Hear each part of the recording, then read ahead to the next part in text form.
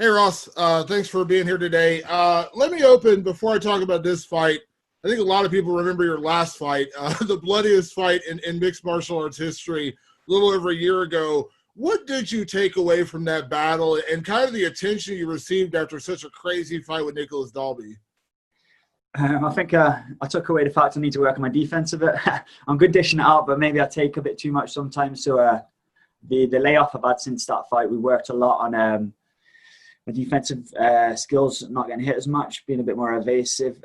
But yeah, we got a good. It was kind of like, it was a weird one because it was kind of like bittersweet. Obviously, none of us got the win, but obviously it brought a lot of attention to both our names because of just the sheer amount of blood, to be honest. But it was a good experience, you know. It's I think, you know, I've had fights where I finish people fast, and I've had fights where, you know, I show up and go to deep waters, and like if shit hits the fan, then I'm ready to go. Coming out of that fight, you know, a lot of options for you, undefeated, you know, Cage Warriors champion, all those great things. What made you want to ultimately sign with Bellator? What was it about Bellator that you said, this is where I want to fight now? You know what? I'm always looking to fight the top guys, and I feel like the Bellator welterweight division in particular, it's got some of the very top welterweights on the whole planet. You know what I mean? And I know I can beat any one of them. So I thought, you know, this is the spot for me to show that I'm not only the best welterweight in Europe, I'm up there with the best welterweights on the planet as well. So after I beat MVP Saturday night, we'll move on to world title number 2.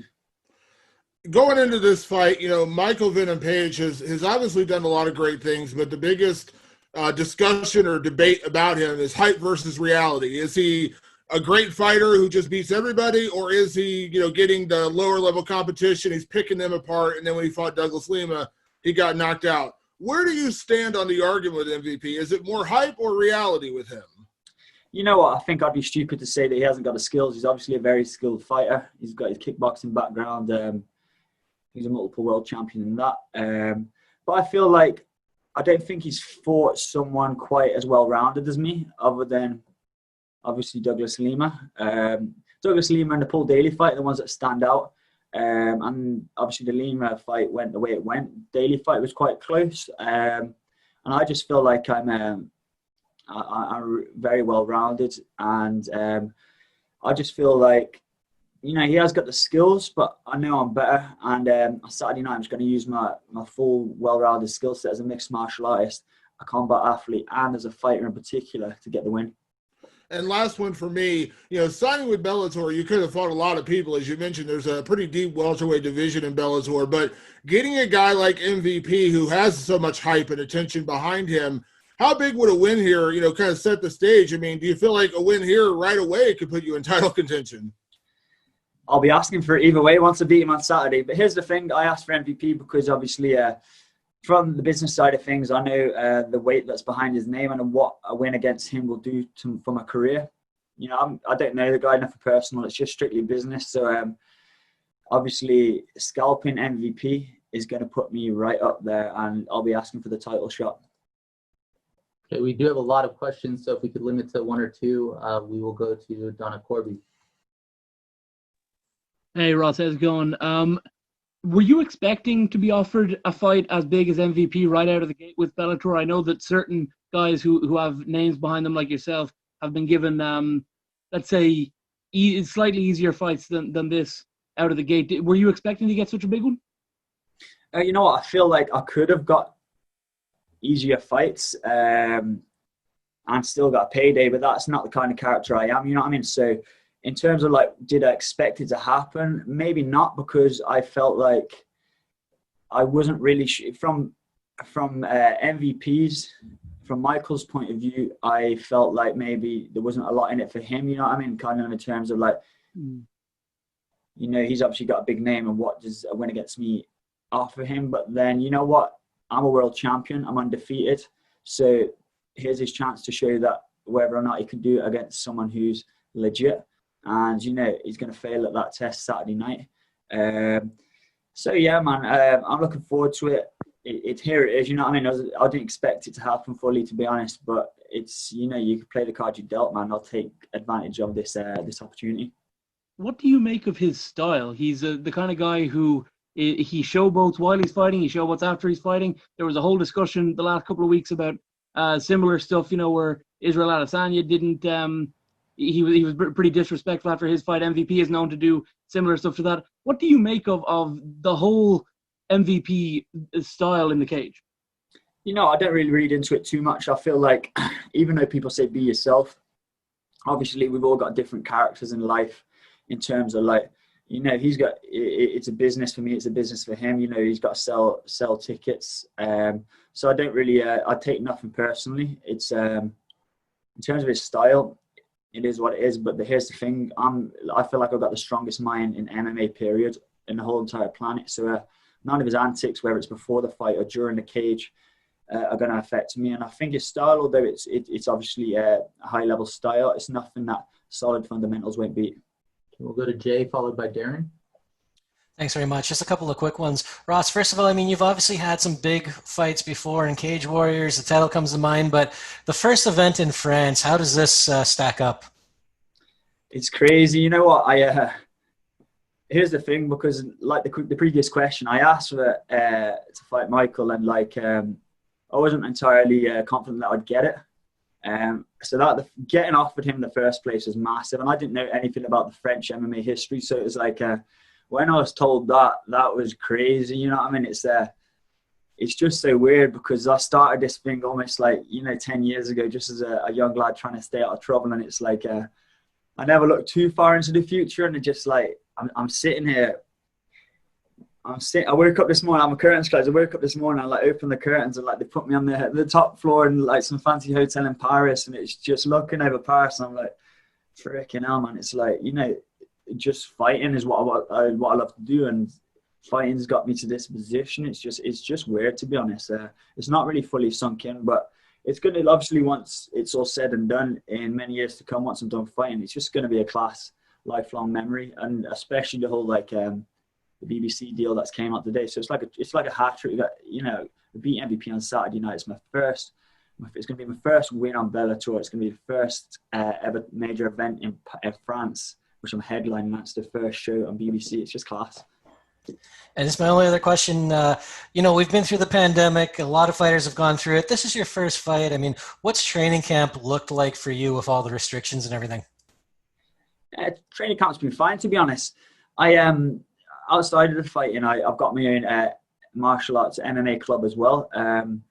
So obviously during the pandemic and the lockdown, gyms weren't allowed to be open. So if anything, it's just mean I've had like, even though I love my gym and my coaching and all that, it's just been one less responsibility. I've pretty much only had to focus on myself throughout pretty much this whole year. So it's gave me time to you know, concentrate on my conditioning with my coach Ian Finley, concentrate on my skill side of things a lot with Cam Cheng and Ross Circuit. Man, it's just you know, it's been I feel a bit in a really, really selfish way for my personal fighting career. It's been beneficial. Darren?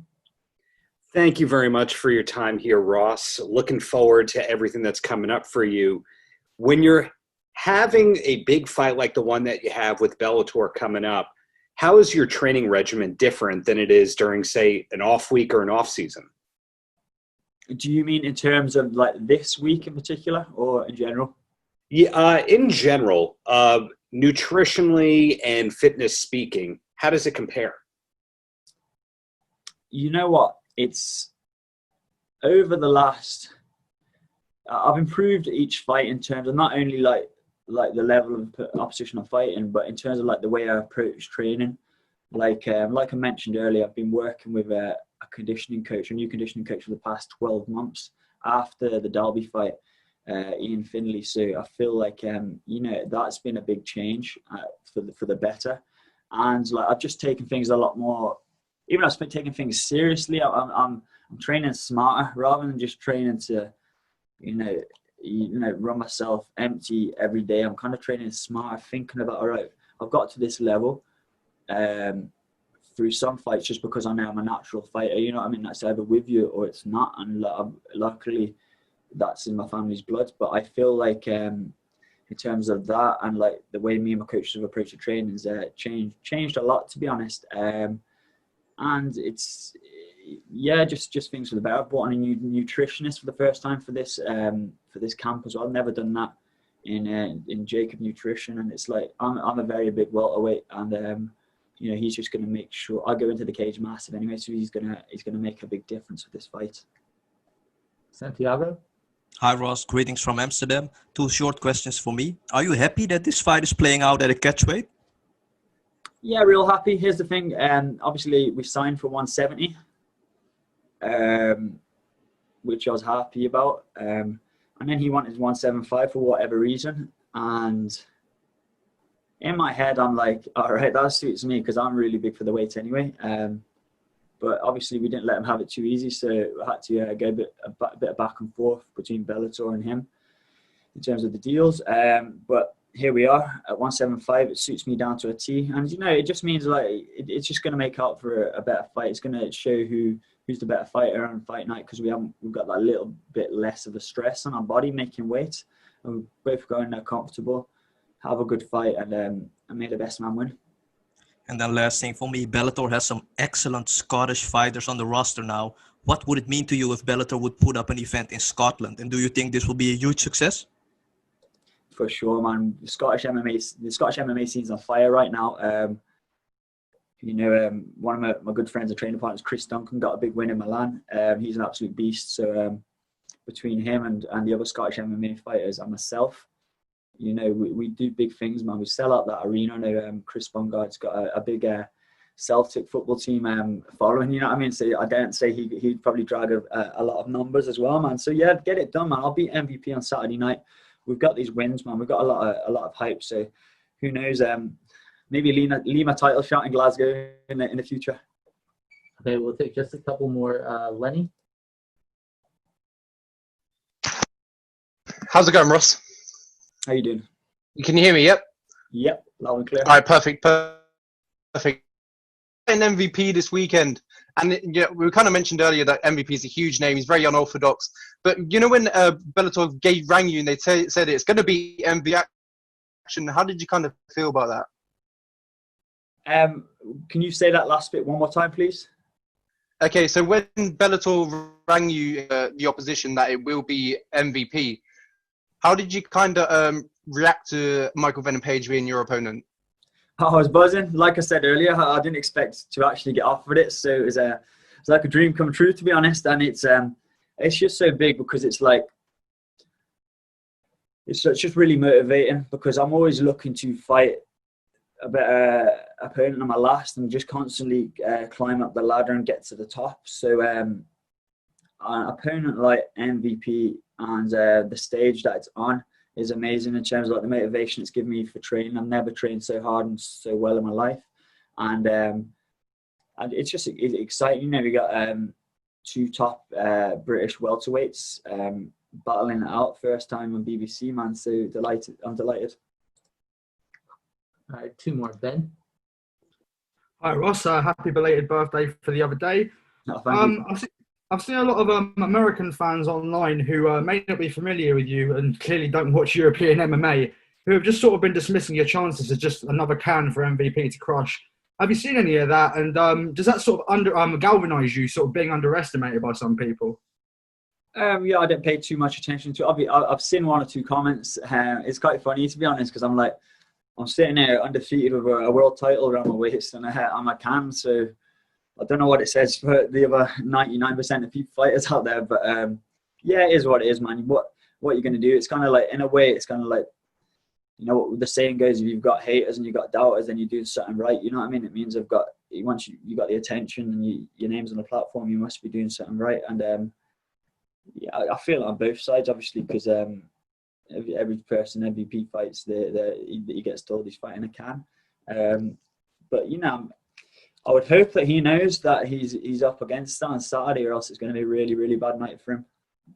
And just one more from me. You posted a pic of you 5 years ago working on a building site in Paris before you turned over to MMA full-time. Do you have any advice to any young fighters who may be working a career alongside their MMA journey? I'll be contemplating as to whether or not to go full-time in the sport.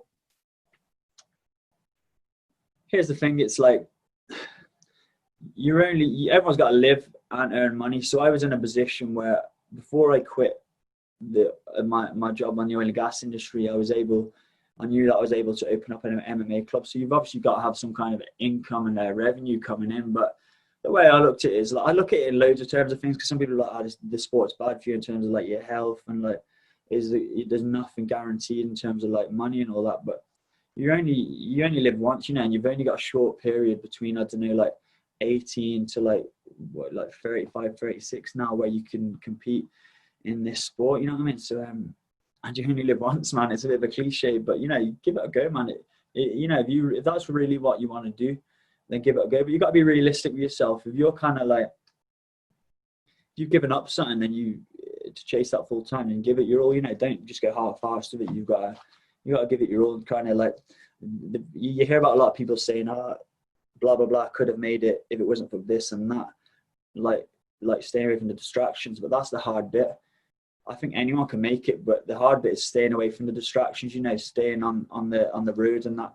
As long as you turn up, you're consistent, and you're training smart, man. You know, you can do it.